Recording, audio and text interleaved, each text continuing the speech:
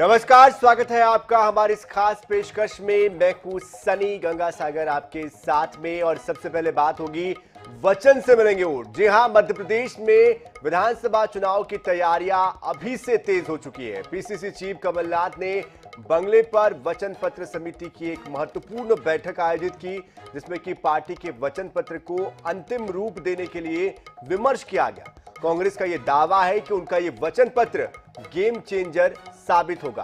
क्या है यह पूरा मामला, देखिए इस रिपोर्ट में।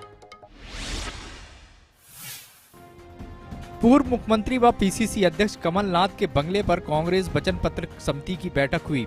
इस बैठक में वचन पत्र समिति के अध्यक्ष राजेंद्र सिंह, सुरेश पचौरी, नेता प्रतिपक्ष डॉक्टर गोविंद सिंह, मुकेश नायक, बाला बच्चन, सज्जन सिंह वर्मा, तरुण भानोत सहित समिति में शामिल सदस्य उपस्थित रहे।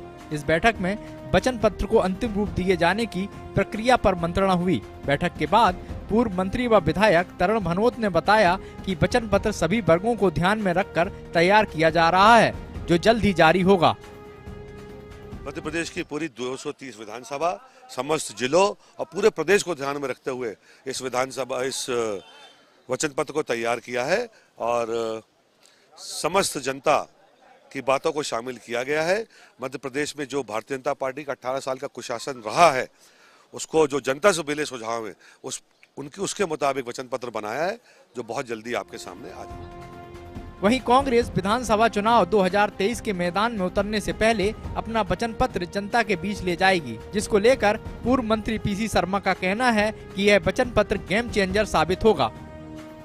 निश्चित तौर पर ये कमलनाथ जी का बहुत बड़ा प्लान है और ये प्लान जो है अलग अलग नेताओं को जिम्मेदारी देना, 4-4, 5-5 और ज़्यादा सीटों की, कि ये पूरा का पूरा एक क्रांति ला देगा। और वचन पत्र हिंदुस्तान में जो आज तक नहीं बना होगा वो वैसा बनेगा। वहीं वचन पत्र समिति के साथ ही आरोप पत्र समिति की बैठक भी पीसीसी अध्यक्ष कमलनाथ ने ली। यह समिति प्रदेश में भाजपा शासित शिवराज सरकार में हुए घपलों घोटालों की पोल खोलेगी। पूर्व विधायक पारस सकलेचा ने बताया कि आरोप पत्र समिति सरकार के भ्रष्टाचार को उजागर करने के लिए एक किताब और पंपलेट छपवा कर जनता के बीच बांटेगी। एक तो जो फाइनेंशियल घोटाले हुआ है उस पर लगभग 190 बिंदु है फाइनेंशियल घोटालों के। कुशासन के 100 से ऊपर बिंदु है कि जहां गवर्नमेंट कुशासन हुआ है और अपने जो ड्यूटी निभानी चाहिए सुशासन की, वो निभाने में सफल है। और एक कुप्रबंधन का रहा, फाइनेंशियल कुप्रबंधन है, इकोनॉमिक कुप्रबंधन है। तो इस प्रकार सब मिला के 380 बिंदु है उनको, और उनको हम उनमें से जो प्रमुख बिंदु को लेके पहले एक जो जनता के लिए ज्यादा जानना जरूरी है, उनको एक पुस्तक प्रकाशित करने की तय हुआ है कि उसकी एक पुस्तक प्रकाशित। वहीं कांग्रेस के वचन पत्र को लेकर जनता के बीच उत्साह का माहौल है। लोग महंगाई, बेरोजगारी और अन्य मुद्दों को लेकर कमलनाथ की घोषणाओं से आशान्वित दिख रहे हैं। कमलनाथ ने अभी तक जो घोषणाएं की हैं, उनमें एक बार फिर किसान कर्ज माफी, महिलाओं को 1500 रुपए महीने भत्ता, 500 रुपए में रसोई गैस सिलेंडर और सस्ती बिजली, और पुरानी पेंशन योजना को लागू करना शामिल है। कमलनाथ की चुनाव से पहले की गई घोषणाओं को लेकर लोग अपनी प्रतिक्रिया भी दे रहे हैं। और जो आज बेरोजगार जो युवा है, इतने परेशान है कि नौकरी के लिए बहुत ही परेशान है, तो कम से कम ये चीज़ें कमलनाथ जी ने और कांग्रेस पार्टी की जो सदस्य लोगों ने इतनी अच्छी चीज़ की है वचन पत्र में कि हम कभी भूल नहीं सकते। आज जो इतनी महंगाई हमको गैस सिलेंडर का है कि हम 1100 रुपये हमारे जेब का जा रहा है, हम कहाँ से करेंगे। आज हमें चाहिए तो हमें कमलनाथ जी का साथ चाहिए। कमलनाथ जी 500 रुपये दे रहे हैं, हमारे मंजूर है। 1500 देंगे, वो भी हमारी घोषणा हम बहनों के लिए हम धन्यवाद देते हैं कमलनाथ जी को। अगर कमलनाथ जी के वचन पत्र में ऐसा है कि 500 रुपये में सिलेंडर है, 300 रुपये में प्रति यूनिट बिजली का बिल है, तो बिल्कुल जो है जनता है तो कांग्रेस में जाएगी। बहरहाल कांग्रेस अपने वचन पत्र को अंतिम रूप देने में लगी हुई है, जो वह चुनाव से पहले जनता के बीच ले जाएगी, ताकि विधानसभा चुनाव में उसका मत प्रतिशत बढ़ सके और जनता प्रदेश में उसकी सरकार बनाए। वहीं कमलनाथ लगातार जो घोषणाएं कर रहे हैं, उसे भी पार्टी अपने वचन पत्र में शामिल करेगी। साथ ही हर वर्ग से वचन पत्र को लेकर राय भी ली जा रही है। दिनेश शुक्ल, INS 24/7 भोपाल।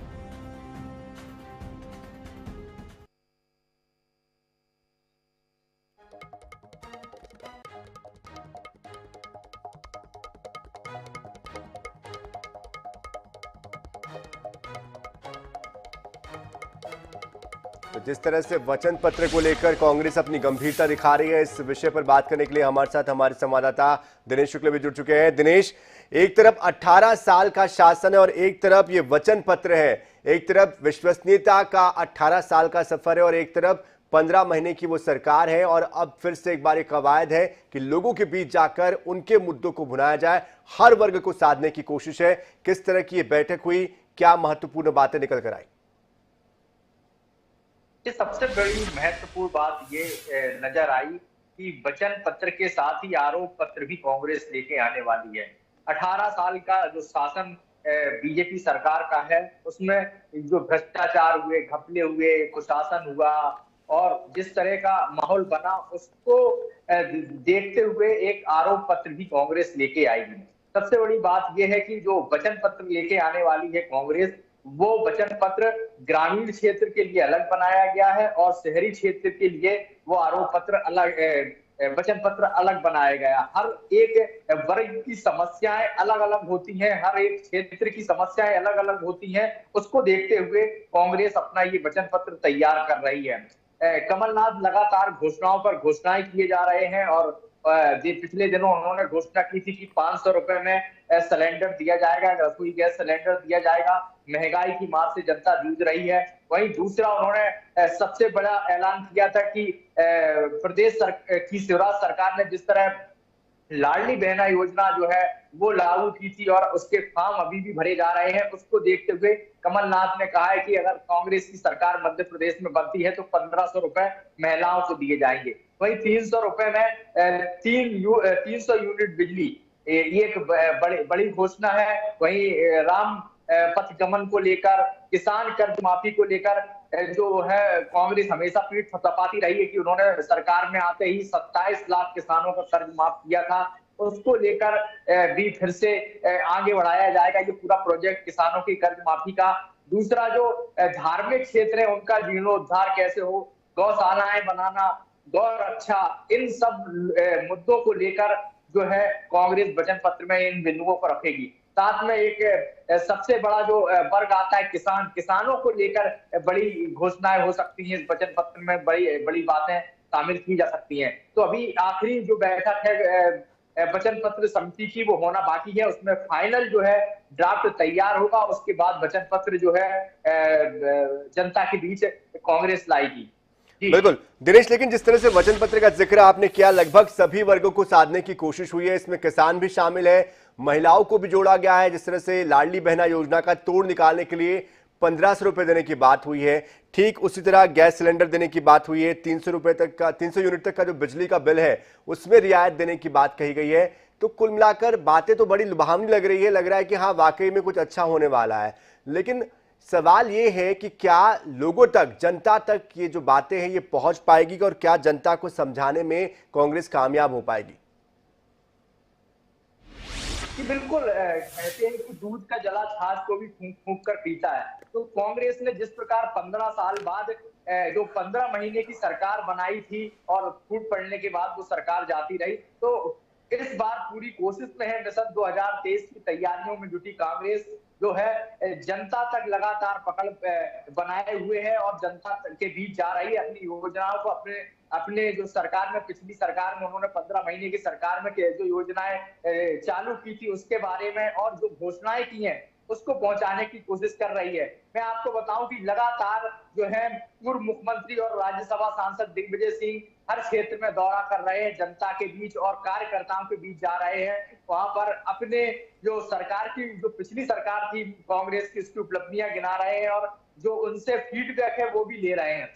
दूसरी सबसे बड़ी बात की कमलनाथ भी जो है लगातार दौरे पर दौरे किए हुए हैं और इनके जो नेता हैं, युवा नेता, चाहे जीतू पटवारी हो, तरुण भानोत हो या जो जयवर्धन सिंह हो, जो इनकी कैबिनेट, युवा कैबिनेट थी कमलनाथ की, वो नेता भी जमीनी स्तर पर उतर चुके हैं। तो कुल मिलाकर बात की जाए तो जिस तरह से कांग्रेस लगातार लगी हुई है और 2023 विधानसभा के चुनाव के रण में जिस तरह से जीत की दावे कर रही है, उसको देखते हुए तो यही लग रहा है कि कांग्रेस जो है लगातार जनता के सतत संपर्क में है और अपना जो बचत पत्र तैयार करने के बाद जनता के बीच जाएगी और उन्हें लुभावने जो वादे करेगी, जो वचन देगी, उससे शायद वो उनको फायदा होता हुआ दिखेगा। बिल्कुल, जाहिर तौर पर किसके वादों पर जनता एतबार करती है ये आने वाला वक्त ही बताएगा। लेकिन एक तरफ शिवराज सिंह भी है जो कि लगातार हर वर्ग के लिए नई नई योजनाएं लेकर आ रहे हैं, लोगों के बीच हर दिन वो पहुंच रहे हैं। देखना ही होगा कि ये मुकाबला कितना दिलचस्प होता है। बहुत बहुत शुक्रिया दिनेश इस पूरी जानकारी के लिए। लेकिन जिस तरह से सियासत मध्य प्रदेश में चल रही है, ठीक वैसे ही छत्तीसगढ़ में भी जो सियासत है वो लगातार हर दिन बदल रही है।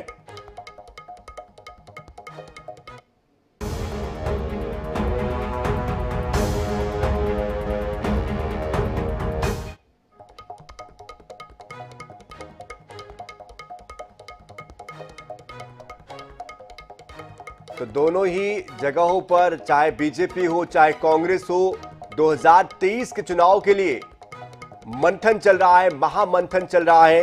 एक तरफ शिवराज सिंह चौहान की सरकार है जो कि युवाओं के लिए नीति बना रही है, किसानों के लिए कर्ज माफी की बात कह रही है।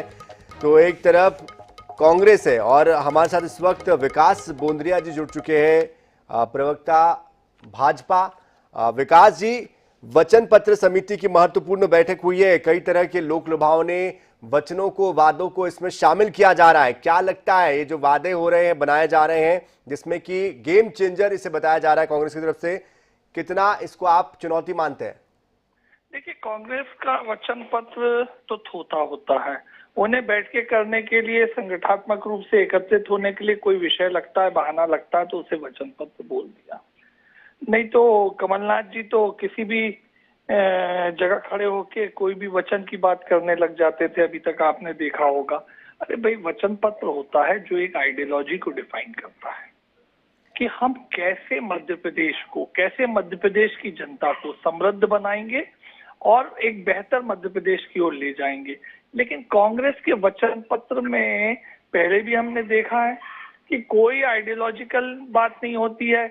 कैसे सोशल अपलिफ्टमेंट होगा, कैसे इकोनॉमिकल अपलिफ्टमेंट होगा, कैसे हर परिवार का फाइनेंशियल अपलिफ्टमेंट होगा, कोई नहीं रहती। केवल कोई पॉपुलर बात उन्हें दिमाग में आ जाए, बस वो कह देना, इतना काम रहता है। जी, वो तो खुद कह रहे हैं कि हम जनता के बीच जा रहे हैं, जनता से वादे ले रहे हैं। और उन्होंने ना सिर्फ किसानों की कर्ज माफी जो पुराना मामला था उसको उठाया, महिलाओं को 1500 रुपए देने की बात, गैस सिलेंडर देने की बात, और साथ साथ पुरानी पेंशन जिसका कि एक बड़ा तबका है उसको भी जोड़ा है अपने साथ में। तो सभी वर्गों को साथ रहे। वापस आपके पास लौटूंगा क्योंकि हमारे साथ स्वदेश शर्मा जी जुड़ चुके हैं, कांग्रेस के प्रवक्ता, उनका रुख कर लेते हैं। स्वदेश शर्मा जी, जिस तरह से बीजेपी से हमारे साथ विकास जी जुड़े हुए हैं, वो तो कह रहे हैं कि कोई चुनौती नहीं है, इनके पास कोई मुद्दा नहीं है, उनको सिर्फ बैठक के लिए एक विषय चाहिए, लेकिन जनता के बीच इसका कोई असर नहीं होगा।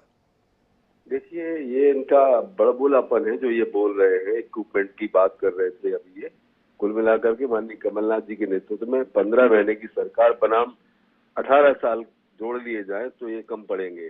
माननीय कमलनाथ जी विजन वाले नेता है, टेलीविजन वाले नहीं है। पहले भी सरकार रही तो उस समय 100 रुपए में 100 यूनिट बिजली देने का काम किया। उसके बाद किसानों की कर्ज माफी की बात करो, 27 लाख किसानों को कर्ज माफ किया। वो मध्य प्रदेश को विजन की तरफ ले जा रहे थे। जो कर्ज में डूबा मध्य प्रदेश है उसको उबारने की कोशिश कर रहे थे, लेकिन खरीद फरोख्त के माध्यम से सरकार गिरा दी। अब आज वचन पत्र की बात करें तो हम वचन देते हैं, वचन देने का मतलब है। मैं आपको रोक रहा हूँ, आपने कर्ज की बात की है, तो जो आप वचन पत्र में वादे कर रहे हैं, आपको नहीं लगता है कि इससे भी तो कर्ज बढ़ेगा? अभी वर्तमान में 3 लाख करोड़ से ज्यादा का जो कर्जा है वो मध्य प्रदेश पर है। ऐसे में आप भी तो ऐसे वादे कई तरह के कर रहे हैं। बात आपने और बोली मैंने कि माननीय कमलनाथ जी विजन वाले नेता है, अर्निंग कैसे बढ़ेगी वो विजन उनके पास है। माननीय मुख्यमंत्री शिवराज सिंह जी चौहान के पास बड़बोलेपन के अलावा कुछ भी नहीं है। हर वर्ग आंदोलित है मध्य प्रदेश में। वो भारतीय जनता पार्टी शिवराज नारायण महाराज की 3 गुटों में बटी हुई है। अब ये बात करते हैं हम 1500 रुपए प्रत्येक महिला को देंगे तो निश्चित रूप से इनकम का स्रोत भी बढ़ाएंगे माननीय कमलनाथ जी। अगर हमने बात की 500 रुपए का गैस सिलेंडर, तो 500 का गैस सिलेंडर देंगे, क्योंकि हम राजस्थान में ऑलरेडी दे रहे हैं, आपको भी पता होगा। तो कांग्रेस जो कहती है वो करती है, इसीलिए भारतीय जनता पार्टी कांग्रेस जो कहती है वो करती है, कह रहे हैं। मध्य प्रदेश में तो हमने देखा ना, जनता ने अनुभव किया। अगर जनता अनुभव कर रही होती तो कमलनाथ जी की 15 महीने की सरकार जाती नहीं। सब मध्य प्रदेश में स्वदेश भाई वो विधायक जो आपको छोड़ के निकले थे और भारतीय जनता पार्टी के सिंबल पे चुनाव लड़े, वो पुनः विधानसभा पहुंचते नहीं। विकास पुनः की- विधानसभा पहुंचते विकास की नहीं, कई कांग्रेस के प्रयोगों को कैंडिडेट जीत रोक जाते सका हैं, है। आपकी सरकार बन माननीय जाती है। मोदी साहब तो मिलाकर चुनावी साल है और दोनों तरफ से ही वादे जरूर होंगे, लेकिन जनता किस पर एतबार करती है ये देखना होगा। बहुत शुक्रिया आप दोनों का हमारे साथ जुड़ने के लिए। तो एक तरफ वचन पत्र की तैयारी है, तो एक तरफ 18 सालों का शासन है, जहां पर कोशिश होगी उस शासनकाल की जो उपलब्धियां हैं उसको बताने की, भुनाने की। लेकिन ऐसा नहीं कि सिर्फ